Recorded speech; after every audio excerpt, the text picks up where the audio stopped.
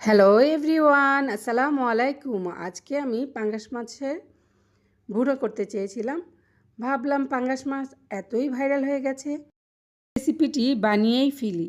আমি 2 টুকরো মাছ নিয়েছি, চর্বি ছাড়া সলিড মাছ। এই 2 টুকরো মাছ দিয়ে পায়েস বানাবো পাঙ্গাসের। চলুন দেখে নিই রেসিপিটি। মাছের টুকরো দুটো আমি ওজন করে নিব।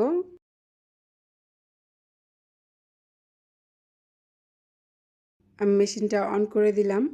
একটি পলিথিনের কাগজের উপরে মাছের টুকরো দুটি দিয়ে দিব।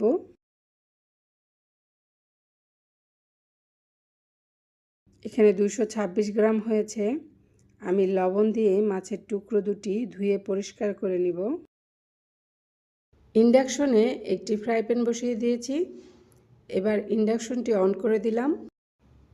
সয়াবিন তেল দিয়ে দিব মাছ ভাজার জন্য।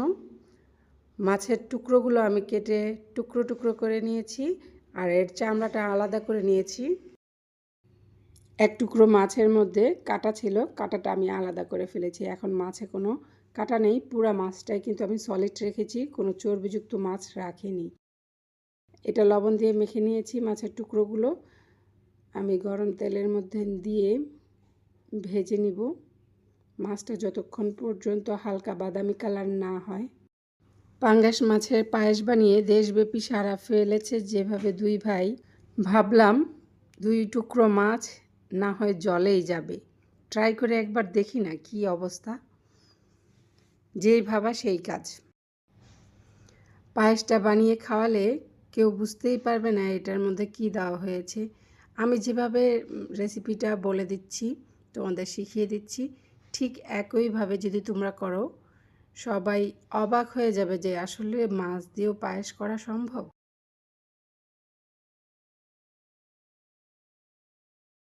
মাছের টুকরোগুলো আমি হালকা ব্রাউন করে ভেজে নিয়েছি। সবগুলো মাছের টুকরোগুলো এখন আমি তুলে নিব।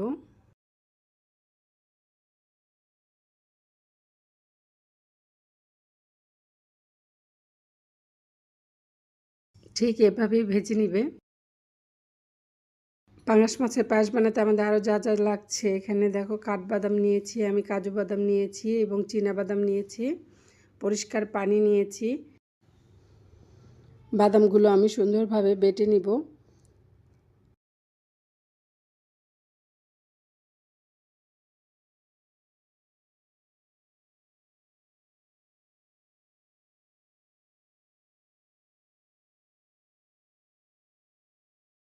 এই বাদাম বাটার কারণেই কিন্তু মাছের ফ্লেভারটা একদম বিলীন হয়ে যায়।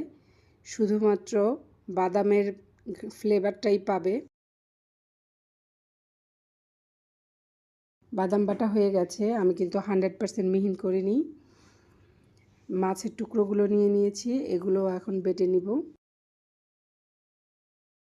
বাদামটা 70% বাটার কারণ একটাই, যাতে পায়েসটা মুখে নিলে বাদামের ছোট ছোট কণা মুখে লাগে, তাতে ভালোই লাগবে খেতে। আমি নারকেল কুড়ানো দিতে পারিনি, ছিল না, তাই আপনারা অবশ্যই নারকেল কুড়ানো দিবেন, তাতে করে পায়েসের স্বাদটা আরও বেড়ে যাবে। মাছ বাটা আমার হয়ে গেছে, এখন আমি একটি বাটির মধ্যে তুলে নিব। আমি এই ফ্রাই প্যানের মধ্যে পায়েসটা রান্না করব, তাই 1 কাপের 4 ভাগের 1 ভাগ আমি পোলার চাল নিয়েছি, ধুয়ে পরিষ্কার করে নিয়েছি চালটা। এখন 1 লিটার খাঁটি গরুর দুধ ঢেলে দিব।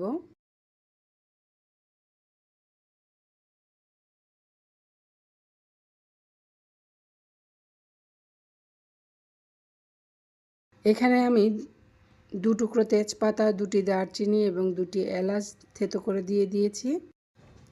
1 চিমটি পরিমাণ লবণ দিয়েছি, যদিও তা স্কিপ হয়ে গেছে। চালটা যতক্ষণ না সিদ্ধ হয় ততক্ষণ পর্যন্ত অপেক্ষা করব। বারবার নেড়েচেড়ে দিব যাতে তলানিতে আটকে না যায়। এবার চালটা সিদ্ধ হয়ে গেছে, এখন আমি একটি ডাল ঘুটুনি দিয়ে ভালো করে চালটা ঘুটে দিব। ঘোটার পরে আমি কিছুটা পানি দিয়ে দিয়েছি, কারণ দুধটা জাল দেওয়াতে শুকিয়ে গেছে। 1 কাপ পরিমাণ পানি দিয়ে দিয়েছি। বাদাম বাটাটা দিয়ে দিব এখন। বাদাম বাটাটা খুব সুন্দর করে আমি পায়েসের মধ্যে মিশিয়ে নিব। এবার আমি বেটে রাখা পাঙ্গাস মাছ দিয়ে দিব পায়েসের মধ্যে। ভালোভাবে মিশিয়ে নিতে হবে।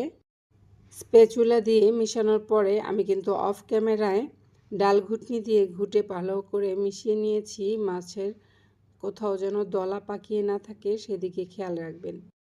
এবার আমি চিনি দিয়ে দিব আধা কাপ পরিমাণ। চিনি দিয়ে ভালো করে আমি মিশিয়ে নিব। ঘন ঘন নাড়তে থাকবো যাতে কোনোভাবেই পাতিলের তলানিতে লেগে না যায়। রান্নাটি আমার হয়ে গেছে। আমি এখন ইন্ডাকশনটি বন্ধ করে দিব এবং একটি সার্ভিং বাটিতে বেড়ে নিব। মাঝখানে আমি কিছুটা কুচানো পেস্তা বাদাম দিয়ে দিব এবং কিছু কাঠবাদাম ও কাজু বাদাম দিয়ে দিব। আপনারা চাইলে কিশমিশও ব্যবহার করতে পারেন। তৈরি হয়ে গেল পাঙ্গাস মাছের সেই ভাইরাল রেসিপি। রেসিপিটি তৈরি করার পর আমি পরিবেশন করে দেখেছি। অসম্ভব মজাদার হয় খেতে। শুনতে কিন্তু খারাপ লাগে, গা গিনগিন করে, কিন্তু আসলে আপনি এই রেসিপিটা তৈরি করেছেন কি দিয়ে তা যদি না বলেন কেউ বুঝতেই পারবে না এটা মাছ দিয়ে তৈরি করা পায়েস। অবশ্যই আমার ভিডিওটিতে লাইক, কমেন্ট এবং শেয়ার করে দিবেন। চ্যানেলটি সাবস্ক্রাইব করে পাশে থাকবেন। সবাই ভালো থাকবেন, সুস্থ থাকবেন। আল্লাহ হাফেজ।